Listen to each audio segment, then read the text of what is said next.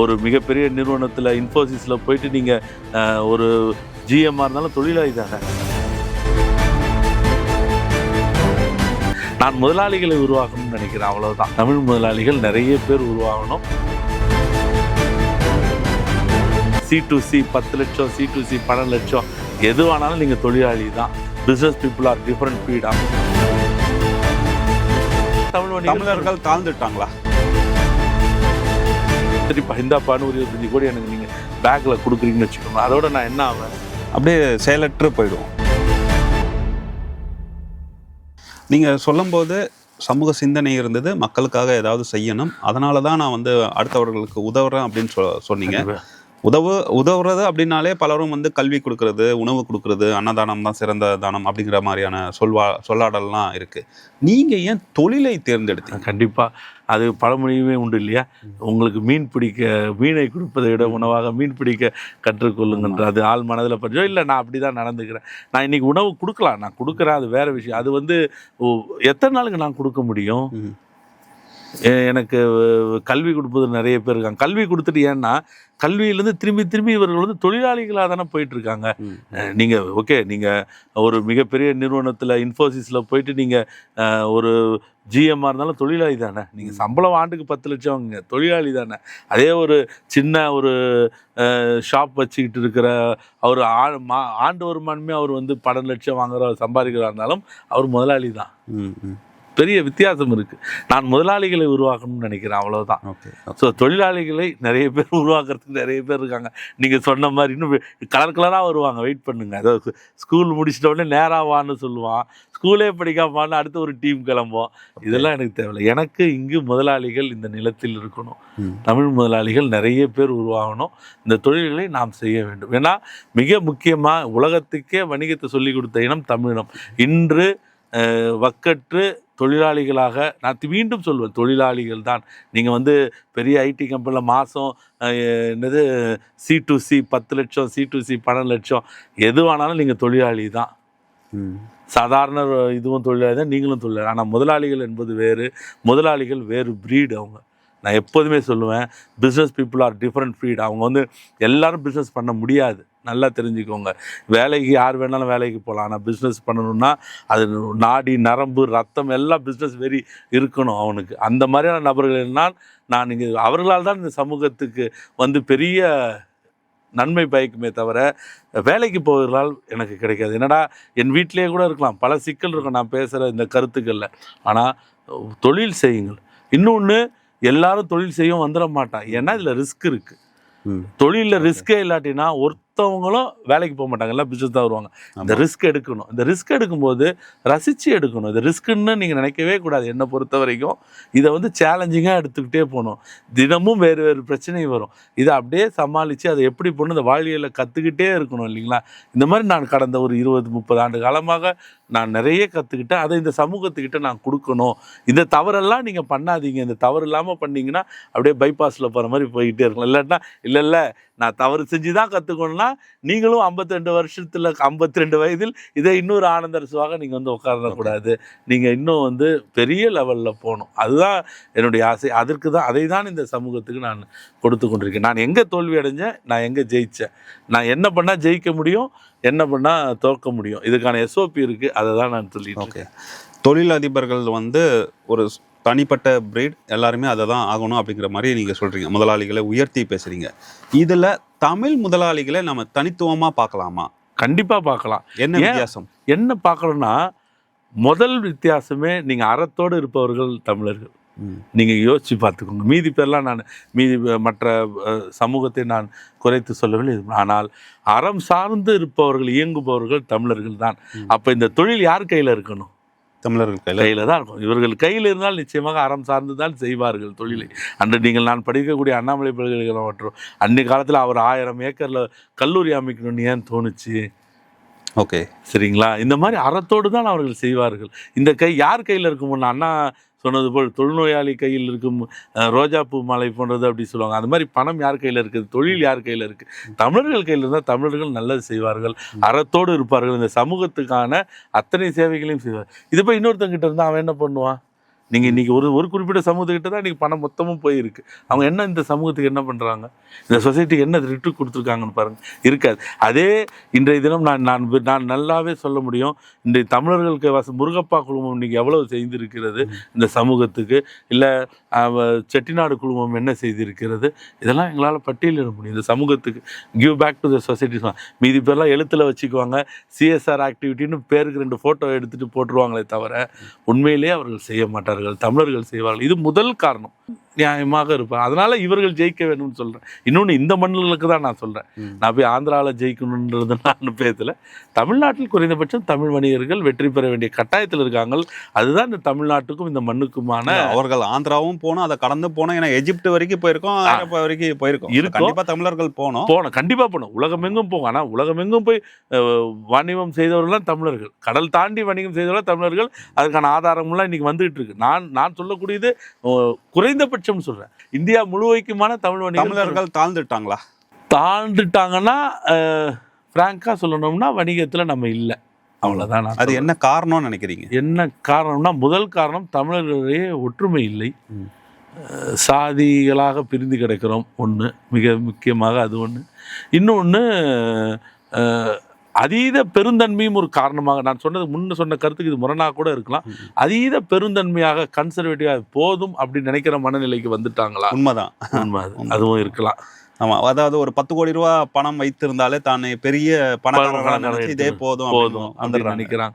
அது கிடையாது. 10 கோடி வைத்திருவர்கள் 100 கோடிக்கு போகணும், 100 கோடி பண்ணிக்கவங்க 1000 கோடிக்கு போகணும் அப்படின்றது இல்லை. போதும்பா அப்படின்றது ஒரு அந்த மனநிலை அந்த இன்னைக்கு வணிகத்தில் ஜெயிக்கக்கூடிய சமூகத்திடம் அது இல்லை. இப்போ என்ன கேட்டிங்கன்னா, எனக்கு வந்து ஒரு 20 கோடி இருந்தால் போதும்பா, எனக்கு பிரச்சனை இல்லைன்னா நான் உட்காந்துட்டேன்னு வச்சுக்கோங்களேன். என்கிட்ட 20 கோடி இருக்குது, சரிங்களா? உங்களுக்கு என்ன தேவை இருக்குது? அடுத்த 30 வருஷத்துக்கு உங்கள் மகளுக்கு திருமணம், மகனுக்கு திருமணம், நீங்கள் ஒரு தொழில் வைக்கணும், எல்லாத்துக்கும் சேர்த்து எவ்வளோ ஆகும் செலவு அப்படின்னு கேட்டு எவ்வளோ தேவைப்படும்னா, எனக்கு ஒரு 25 கோடி ரூபாய் இருக்கும். சும்மா ஒரு எடுத்துக்காட்டு சொல்லுங்கள். ஒரு 25 கோடி இருந்தால் சரிப்பா இந்தாப்பான்னு ஒரு 25 கோடி எனக்கு நீங்கள் பேக்கில் கொடுக்குறீங்கன்னு வச்சுக்கோங்க. அதோட நான் என்ன ஆவேன்? அப்படியே செயலற்று போயிடுவோம் இல்லையா? அப்போது இந்த பணம் என்பது உங்களை இயங்க வைப்பதற்கானதாக இருக்குமே தவிர இயங்கிக் கொண்டே தான் இருக்கணும். அதனால் உங்களுடைய இலக்குகளை பெரிதாக வைத்துக் கொள்ளுங்கள். இதுவும் எங்கள் அப்பா சொன்னது தான். அங்கேயும் நான் சின்ன இலக்காக வச்சதுனால தான் இதுவாயிட்டு. இருந்தாலும் இலக்குகளை பெருசாக வைத்துக்கொண்டு ஓடிக்கொண்டே இருங்கள். இலக்குகளை வெற்றி பெறுறதுக்கான அனைத்து. ஸோ அதுக்கு வந்து மிக முக்கியமாக நான் என்னென்ன சொல்லுவேன்னா, இந்த இப்போல்லாம் கண்காட்சி நடக்குது. இப்போ ஏன்னா நான்லாம் அன்றைக்கெல்லாம் என்னுடைய கல்லூரி முடிச்சுட்டு வரும்போது நான் தேடணும்னா இங்கெல்லாம் இருக்காது. டெல்லி இந்த மாதிரி இடத்துக்கு போவோம், அப்போ தான் வரும். ஆனால் இன்றைலாம் பார்த்துட்டிங்கன்னா வருடம் முழுவதுமாக ஏதாவது ஒரு நிகழ்ச்சி நடந்துக்கிட்டே இருக்குது. இப்போ ரினியூவல் எனர்ஜி நடந்தது, இப்போ ஃபார்மா எக்ஸ்போ நடக்குது, இந்த விங்ஸ் ட்ரேட் சென்டர்னு கூடிய பச்சை பகல், இந்த மாதிரி நிறைய நடக்குது. நீங்கள் முன்னாடியெல்லாம் வந்து பார்த்துக்கிட்டிங்கன்னா டெல்லி தான் போகணும், பெங்களூர் தான் போகணும்னு இல்லை, மும்பை தான் போகணும், நீ சென்னையிலே இருக்குது. இந்த மாதிரியான நிகழ்ச்சிகளுக்கு நம்மவர்கள் போகணும். என்ன லேட்டஸ்ட் தொழில்நுட்பம் அது என்னன்னு பார்க்கணும். நான்லாம் ஒரு 2 ஆண்டுகளுக்கு முன்ன வரைக்கும் போனேன். இப்போ தான் கொஞ்சம் போகிறத குறைச்சிருக்கனே தவிர்த்து மற்றபடி இன்னமும் அந்த தேடல் இருக்கும். நீங்கள் தேடிக்கிட்டே இருக்கணும். இது போதுன்றது தமிழர்கள் இருக்கக்கூடாது. அது எனக்கு ஒரு அது மாதிரி இன்னொன்று சொல்லணும். இந்த மாதிரியான வெளிநாடுகளில் நடைபெறும் பொருட்காட்சிகளுக்கு இப்போ சைனாவில் கேன்டன் நடக்குது. இந்த மாதிரி இடத்துக்கு நீங்கள் போங்க, போய் பாருங்கள். ரொம்ப ரொம்ப குறைந்த கட்டணத்தில் நிறைய பேர் ஆப்ரேட் பண்ணுறாங்க. நம்மளே நமக்கு தெரிந்தவர்களே வந்து இங்கேருந்து கைப்பிடிச்சு கூட்டிகிட்டு போயிட்டு அங்கே வந்து சுற்றி காட்டிட்டு அதெல்லாம் மிகப்பெரிய விஷயம். இதையெல்லாம் நீங்கள் மிகவும் முன்னெடுக்கணும். தமிழர்களுக்காக என்னென்னலாம் நீங்கள் அது என்ன அதற்காக லோன் வாங்குறதுக்கு கூட நம்ம ஏற்பாடு பண்ணலாம். இன்னொரு வெர்டிக்கல் எனக்கு அதெல்லாம் ஒரு ஆசை. ஏன்னா நீங்கள் இங்கே இருக்கிறது பார்க்குறத விட அங்கே போய் பார்த்துக்கிட்டிங்கன்னா கேன்டோனில் என்ன சொல்கிறாங்கன்னா, நீங்கள் போனீங்கனாலே வாசலில் 100 பேர் ஒரு குறிப்பிட்ட இந்தியாவிலேருந்து போனப்பட்ட ஒரு சமூக மக்கள் வெள்ளி அடிக்கிறாங்க. நீ ஏன் உள்ளே போகிற, இதே ரேட்டுக்கு நான் உனக்கு சென்னையில் தரேன் சொல்லக்கூடிய அளவுக்கு அவர்கள் ஊடுருவி இருக்கிறார்கள் சீனாவில். அப்போ அவர்களுக்கெல்லாம் இல்லாத இது அவர்களுக்கு இருக்கிற வணிக வேகம் ஏன் உங்களுக்கு இல்லை? இல்லையா? அதை தான் நம்ம யோசிக்கணும். எப்போதுமே நான் ஒரு இடம் தான் யோசிப்பேன். அவங்கெல்லாம் இருக்காங்க, நம்ம ஏன் இப்படி இல்லைன்னு யோசிச்சிங்கனாலே நீங்களும் ஓட ஆரம்பிச்சிருவீங்க. நீங்கள் கண்டிப்பாக ஓடியே ஆக வேண்டும். உங்கள் சமூகத்துக்காக, உங்கள் இனத்துக்காக நீங்கள் ஓடி தான் ஆகணும். ஓகே. நீங்கள் அண்ணாவோட தம்பின்னு எனக்கு தெரியும், அதனால் இந்த கேள்வியை கேட்குறேன். WTO வந்து 2010 கொண்டு வந்த 2000 கொண்டு வந்ததுனால உங்களோட தொழில் வந்து நலிவடைந்தது அப்படின்னு சொன்னீங்க, கோட்டா சிஸ்டத்தை நிராகரித்ததுனால. இப்போ இந்த இந்திய ஒன்றியத்தில் இந்த மாதிரி கோட்டா சிஸ்டம் எதுவுமே கிடையாது. உங்களுடைய வீட்டு பக்கத்தில் ஆரம்பிக்கப்பட்ட உதயம் பருப்பு ஆகட்டும், ஆமா. இப்போ மன்னா ஆகட்டும் மன்னா ரிலையன்ஸ் வந்து வாங்கிட்டாங்க. கைப்பற்றியிருக்காங்க, வாங்கியிருக்காங்க, என்ன வேணா நம்ம மொழிகள்ல சொல்லலாம். இதை எப்படி பாக்குறீங்க நீங்க? இது பெரிய தாக்குதலாக தான் நான் பார்க்குறேன். நான் வந்து இது அரசியலாயிடுமோ உங்களுடைய செய்தி சேனலுக்கு சொல்றது நம்ம அரசியலையும் பொருளாதாரத்தையும் மாற்றி பார்க்க முடியாதுன்னு பார்க்க முடியாது. நிச்சயமாக வந்து பெரு நிறுவனங்களை இன்று வந்து வட இந்திய நிறுவனங்கள் தமிழ்நாட்டில் உள்ள ஒரு ஸ்கேலப்பான நிறுவனங்களை கபலீகரம் செய்கிறார்கள். அப்படிதான் நான் சொல்லணும். ஏன்னா உதயம் பருப்புக்கெல்லாம் வந்து இருந்திருக்கலாம். ஏன்னா இந்த ஒரு தொழில் வந்து அவர்கள்லாம் வந்து 40 ஆண்டு காலம் கடுமையாக உழைத்து இன்று சென்னையில் தமிழ்நாட்டில் மிகப்பெரிய சந்தையை உருவாக்கி வைத்திருக்கிறார்கள் உதயம் பருப்பெல்லாம். அவங்களெல்லாம் வந்து ரிலையன்ஸ் வந்து எப்படி எடுத்துக்க முடியும்னு என்று தெரியல. இது ஒரு பக்கம் இருக்கட்டும், இது ஒரு டார்கெட். அடுத்தது மன்னா ஃபுட்ஸ் ஏற்கனவே வைத்திருந்த திரு ஐசக் அவர்களிருந்து இன்னொரு நிறுவனம் வாங்கி அந்த நிறுவனம் இன்னொரு நிறுவனத்தை ரிலையன்ஸுக்கு வித்துட்டு இருக்காங்க. இது 2. 3வது காலிமார்க், 100 ஆண்டு காலம் கண்ட காலிமார்க் சோடா நிறுவனத்தையும் ரிலையன்ஸ் பேசிக்கிட்டு இருக்கு. இப்போதைக்கு என்ன பண்ணியிருக்காங்க, அவங்க குடும்பத்தில் ஏதோ இருக்குன்னு சொன்னனால அவங்க வந்து என்ன பண்ணியிருக்காங்க, அவங்களுடைய பாட்லிங் மட்டும் அவங்க இப்போ ரிலையன்ஸ் வந்து கேம்பா கோலான்ற பிராண்டு வர்றதுக்கான மொத்த பாட்லிங் செய்கிறது காலிமார்க் தான். ஆனால் இதே காலிமார்க்கை பெப்சியும் கோகோவும் என்ன பாடுபடுத்தினார் என்பது எனக்கு தெரியும். நான் என்ன அப்போ நான் ஒரு சின்னதாக ஒரு சூப்பர் மார்க்கெட் வைத்திருந்தோம். அதனால் அந்த நான் என்னென்ன தொழில் வரும்போது அந்த சூப்பர் மார்க்கெட் சின்னதாக இருக்குது, அது நான் சொல்லலை. என்ன பண்ணுவாங்கன்னா, உங்களுக்கு பலர் அறிந்திருப்பீர்கள், இவங்க என்ன பண்ணுவாங்க, காலிமார்க்கு அப்போல்லாம் கிளாஸ் பாட்டில், இவ்வளோ பெட் பாட்டில் கிடையாது. இது ஒரு 2005 இந்த நடந்துட்டு இருந்தது. அவங்க என்ன பண்ணுவாங்க, காலிமார்க் வாங்க, நான் வந்து காலிமார்க்கு தான் வாங்கி விற்கணும் அப்படின்னு நம்ம சொல்லியிருக்கும் போது பெப்சிக்காரன் வந்து கேட்பான். அப்புறம் இல்லை அப்படின்வான். அப்போ ஒரு கட்டத்தில் ஸ்கீம் மாதிரி போட்டு என்ன பண்ணுவாங்க, இவனுங்க என்ன பண்ணுவாங்க, பாட்டில் கிடைக்கலனா நீங்கள் எந்த பாட்டில் வேணால் கொடுங்கன்னு பெப்சி வாங்கிக்குவாங்க. புரிஞ்சுக்கோங்க வணிகத்தை. காலிமார்க்குக்கு அந்த மாதிரி பண்ண மாட்டான். காலிமார்க் வந்து அவன் பாட்டில் ஒண்டி தான் எடுப்பான், அவன் பெப்சி பாட்டில் எடுக்க மாட்டான். நீவன் என்ன சொல்லுவான், பெப்சி. ஒரு கட்டத்தில் எனக்கு புரியல, என்னடா பண்ணுறீங்க நீங்கள், எடுத்துகிட்டு போய் என்ன பண்ணுவீங்கன்னா, அப்புறம் தான் புரியுது, மொத்தமாக எடுத்துக்கொண்டு போய் காலிமார்க் பாட்டில் உடச்சி போட்டுருவாங்க. ஸோ காலிமார்க்கால புதுசாக பாட்டில் வாங்க முடியாது, அவர்களுக்கு அவ்வளோ பெரிய பொருளாதார வசதி கிடையாது, உடனே பண்ணக்கூடிய அளவு கிடையாது. இப்போ பெப்சிக்கும் கோக்குக்கும் வந்து அவ்வளோ பாட்டில் ஒரே இரவில் அவர்களால் தயாரிக்க முடியும், அவ்வளோ பொருளாதார வசதி விட்டு. அப்போ ஒரு தொழிலை எப்படி மாற்ற, இதெல்லாம் என்னுடைய பகுதியிலே பண்ணாங்க. இந்த மாதிரியான தொழிலில் இருக்குது. இவ்வளோ மீறி தான் நம்ம ஜெயிச்சாகணும். நான் உங்களுக்கு எல்லாத்தையும் சொல்லிட்டு வந்தேன், இவ்வளோ கஷ்டம் இருக்குது, அதை வேணாண்டான்னு விட்டு போயிடக்கூடாது. இவ்வளோ கஷ்டம் இருக்கும், ஏன்னா நின்றார்கள். எனக்கு நல்லாவே தெரியும், இதே பவர் சோப்பை வந்து இந்துஸ்தான் லீவர் கேட்டாங்க. இப்போ இல்லை, நான் சொல்கிறது ஒரு 2004 பவர் சோப்பு தென்னிந்தியாவின் மிக பிரபலமான பிராண்டு. அதை வந்து இந்துஸ்தான் யூனிலீவர் கேட்டாங்க. அப்போ வெறும் இந்துஸ்தான் லீவர்னு தான் இருந்தது, யூனிலீவர் அப்புறம் தான் வந்தது. இந்துஸ்தான் லீவர் கேட்டாங்க, அவர் கொடுக்க மாட்டேன்னு சொன்னார். அவர் உரிமையாளர் பெயர் சரத்குமார் அப்படின்னு நினைக்கிறேன். அவர் ஒரு கொடுக்கவே முடியாதுன்னு. ஓகே, அந்த மாதிரி துணிச்சலாகவும் இருக்காங்கல்ல. ஏன் காளீஸ்வரி கோல்டு வின்னர் மேலே எவ்வளோ ரெய்டு விட்டாங்க, அவங்க நின்னாங்களே. நீங்கள் ஒன்று எங்களுக்கு போனோம், இந்த அரசியல் புரிஞ்சுக்கணும். ஏன்னா உங்களுக்கு அரசியல் புரிஞ்சுக்கணும் அப்படிங்கிறத தாண்டி இதை தடுப்பதற்காக உங்க வணிக கூட்டமைப்புகள் ஏதாவது முயற்சிகள் எடுக்கிறாங்களா? அது எனக்கு தெரிஞ்சு டிமார்ட்டுக்கு எதிராக போராட்டங்கள் நடந்தது 2010 காலங்கள்ல நடந்தது. ஆனா அது இப்ப டிஎம்ஏட்ட வர ஒண்ணுமே பண்ண முடியாது. தமிழ்நாட்டில் Tier 2 Tier 3 சிட்டிஸ் எல்லாம் வந்துட்டாங்க டிமார்ட். இதே நம்ம ஊர் சரவணா ஸ்டோர்ஸ் அண்ணாச்சியிடம் வந்து கிட்டத்தட்ட 23 MBA படித்த மாணவர்களை கொண்டு வந்து 1 மாசம் இங்க ட்ரைனிங் எடுத்துட்டு போய் தான் அவர்கள் இந்தியா ஃபுல்லா பிக் பஜார் நடத்தினாங்க. எப்படி ஒரே இதுல வந்து நீங்க எல்லாம் அறிவு தானே, நீங்கெல்லாம் பெரிய பொருளாதாரம். அவர் வந்து பார்த்தா எப்படி நீங்க ஒரே கடையில குண்டூசி முதல் எல்லா பொருளையும் விற்கிறீங்க, எப்படி லாஜிஸ்டிக்ஸ் ஹேண்டில் பண்றீங்கன்னு சொல்லி பார்க்கறதுக்கு அன்று நாம் பெருந்தன்மையாக இருந்ததன் விளைவு தான் இன்று சந்து பொந்தெல்லாம் டிமார்ட் வருது, நம்மளை காலி பண்றாங்க. ஸோ இது நான் ஒன்று சொல்லேன், தமிழர்கள் மிகவும் பெருந்தன்மையாக இருப்பது ஒரு நாம் தொழிலை இழப்பதற்கு ஒரு காரணம். அன்னைக்கு நம்ம இதே நீங்க போய் யார்கிட்ட கேளுங்க, குறைந்தபட்சம் இந்த சோன் பப்டி செய்யறாங்க இல்லைங்களா, ஒரு 2000 வரை சோன் பப்டி வந்து ஒரு குறிப்பிட்ட சமூகம் தான் செய்யும், வெளில யாருக்கும் சொல்ல மாட்டாங்க தெரியுங்களா. அது எப்படி செய்யறோம்னு சொல்ல மாட்டாங்க. அப்புறம் தான் அது எல்லாம் காமனாகி இப்போ எல்லாம் போச்சு. அது மாதிரி ஒரு தொழில் ரகசியத்தை நாம் வைத்திருக்க வேணும் அப்படின்னு நான் நினைக்கிறேன். இது எல்லாத்தையும் அப்படியே ஓப்பன் டு ஆல் சொல்லிடக்கூடாது அப்படின்றது அது அவர் அண்ணன் சரவணா ஸ்டோர்ஸ் அவர் செய்தனுடைய விளைவு. அவர் ஒண்டி அந்த மார்க்கெட் அந்த எப்படி இவங்க ஆப்ரேட் பண்ணுறாங்கன்றதை வந்து ரொம்ப தெளிவாக எளிமையாக சொல்லி கொடுத்துட்டாரு.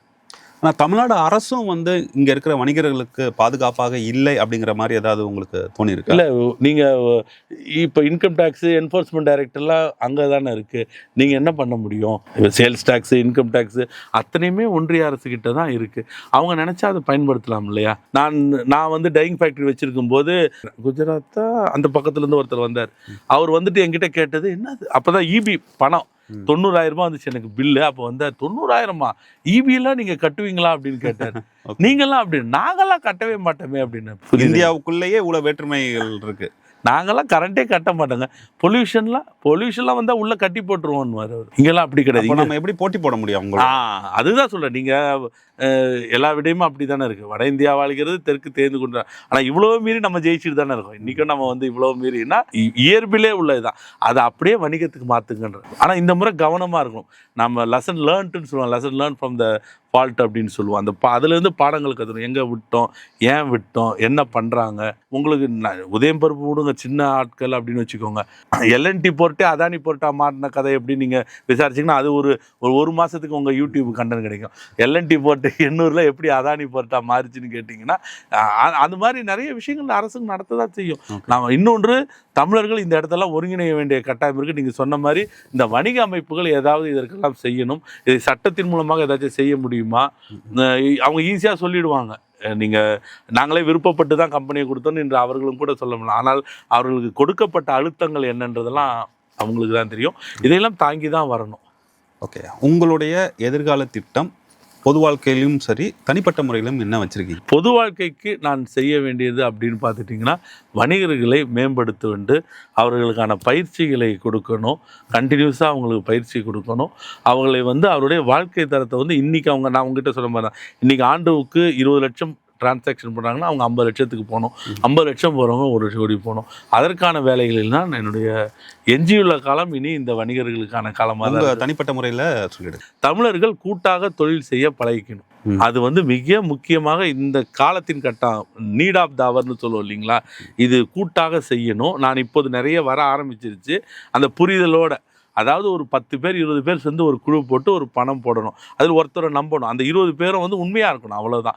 நீங்கள் டே டு டே பாலா என்ன பண்ணீங்க, காலைல என்ன சாப்பிட்டீங்க, போதே அந்த மாதிரிலாம் வேணும்னு கேட்காமல் மாதத்துக்கு ஒரு முறையோ 3 மாதத்துக்கு ஒரு குறிப்பிட்ட நேரத்தில் மட்டும் உங்கள் கணக்கு வழங்கை பார்த்துக்கொண்டு நம்பி யார்கிட்ட பொறுப்பு கொடுக்குறீங்களோ அவங்களும் வரணும். இந்த மாடலை பண்ணணும்னு நினச்சிக்கிட்டு இருக்கிறேன்.